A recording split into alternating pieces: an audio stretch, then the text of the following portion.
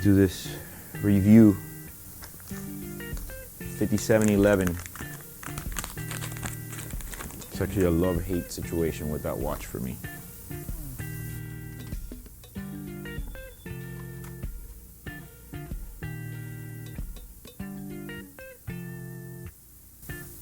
It's not in bad condition.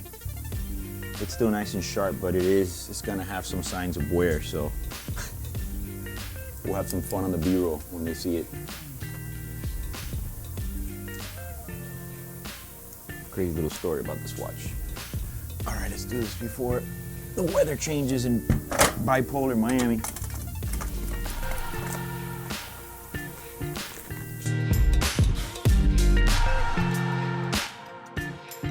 So I want to talk to you a little bit about the Patek Philippe 5711 Nautilus in stainless steel with the blue dial. So the first thing I want to say is, man, do I like this blue dial version way better than the white one. I mean, look guys, if you have the white one at home, again, you have a badass watch. These colors and dial combinations really boil down to personal preference.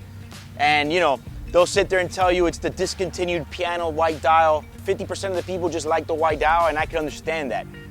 I'm talking to you from experience. About 5 years ago, I bought a 5711 white dial. This is back when they used to cost $35,000.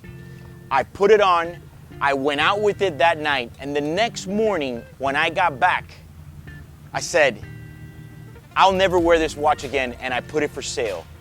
Why? Well, I just felt like the watch really didn't say anything. Maybe it was that white dial, but I just had it on, and I think that's the first time I've ever had a Nautilus that I just really wasn't feeling it.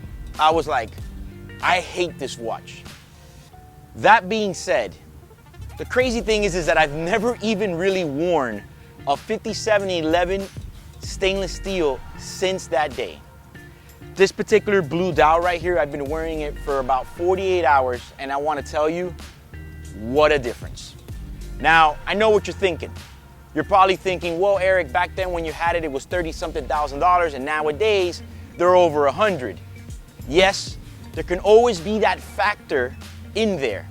However, there are very expensive watches that I just simply don't like when I put them on my wrist. But the blue dial, I don't know, man, something really changed up how I feel about it with this dial. I feel that if you're gonna have a 5711, the blue dial is the one to go. And if you feel very strongly about the white dial, not a problem. That's why they make so many different options. One of the things that I always kind of wasn't crazy about the 5711 was how thin it is. If you notice, it's a very thin watch. Many people tell me this. Even my friend just told me yesterday, he said he was looking at one, he was gonna buy one from a private, and he said, man, that thing is skinny. And I said, yeah, it's almost like a slice of deli ham, you know? Look, I feel like that's a good thing about it and a bad thing. On one hand, it's kind of good to have that size that the 5726 has, or the Chronos, or the 5990, where it's got that little bit of extra, you know, meat there, so it just impacts a little bit more. But the good thing about the slimness of the 5711, it just makes it that much more elegant. It's almost the most elegant sports watch I've ever worn. Something that you can pretty much even wear with a jacket, long sleeve and all that, where in reality you would kind of want a leather strap watch. But I understand now what it is. Will I have one? I don't know if I'm ready to commit to one just yet. But what I do want to say is the blue dial just made it that much more different for me. It's crazy how you can have such a slim watch that looks very simple and basic, but yet it just commands so much presence when you're wearing it. And people know about it, they'll be like, bam, that's a 5711. And let me tell you something else. These watches look completely different when you're wearing one than when you're seeing somebody else with one on their wrist. It's just got that much more effect. I know this because it happened to me the other day. I went to go have dinner with a friend of mine, and there was only bar seating available, and across the bar there was a guy wearing the same watch. I was looking at mine, and I was looking over at him, and his just, it almost even looked bigger. It's crazy. It's crazy how when you see a watch on somebody else's wrist, it can have that much of an effect on you. Another thing I want to talk about this watch, besides the obvious that we already know, this is not my first video on a 5711. I did one many years ago. I've said this before and I'd say it again. The Nautilus bracelet is the most comfortable metal bracelet that I have ever worn. It just doesn't feel like you have anything on. And this watch being so thin, very light. Can't tell you how light and simple, and I could see how it's a really, really nice daily where it's definitely a heavy hitter, but goes below the radar to the people that don't know anything about the hype going on nowadays. So if you haven't followed my new YouTube channel already, go ahead and hit that subscribe button now and don't miss any of the new content on the way. The sun's not cooperating, so I'm just taking pictures here for the B-roll.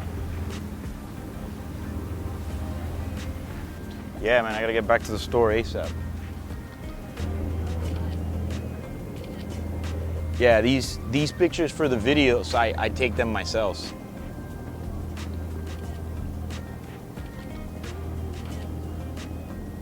Yeah, and I take the ones on my Instagram too.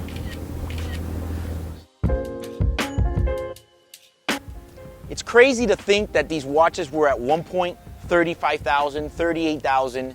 Heck, I mean, 5980s in steel were 38,000s and these were in the 20s. But now that they're over 100,000, it's like, will I pay 100 grand for a 5711? I mean, I guess I would. But the one thing I would say is, if you're already gonna drop those 100 grand, I'll just spend that much more and get the 5980 and pay 135, 140, whatever it costs right now. Personally, I'd rather have the 5980. A lot of people end up saying that they love the 5712. This is the way I categorize the Nautiluses, in my opinion, all the metal bracelet ones. I put the 5711 and the 5712 in the same category because they're very similar in the dimensions. It's not till you get to the 5726 that they get a lot thicker and start putting a little bit more body and more complications into the watch. So personally, I think that the best bang for your buck is gonna be the 5726, unless you wanna go ahead and just, hey, I'm getting a 5990. But overall, this is the most traditional and the most classic of all. Yeah, this particular one is obviously used, so it's gonna have some scratches when you see it on the B-roll.